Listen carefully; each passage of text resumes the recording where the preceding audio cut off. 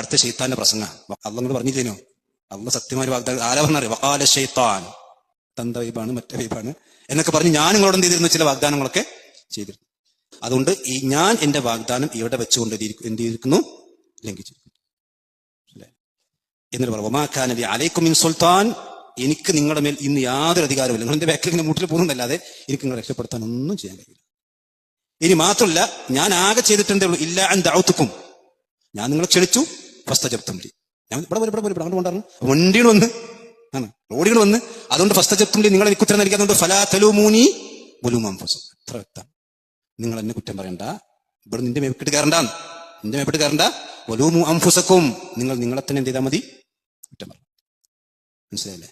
മാ അന ബിമുസ്രിഖിക്കും വമാ അൻതും ബിമുസ്രിഖിയ, നിങ്ങൾക്ക് എന്നെ രക്ഷപ്പെടുത്താനും കഴിയില്ല, എനിക്ക് നിങ്ങൾ രക്ഷപ്പെടുത്താനും കഴിയില്ല. ഇന്നി കഫർതു ബിമാ അശ്റക്തുമൂനി മിൻ ഖബൽ, നിങ്ങൾ എന്റെ കാരണം കൊണ്ട് ശിർക്ക് നടക്കും, ഞാൻ അവിടെ നിഷേധിക്കാൻ.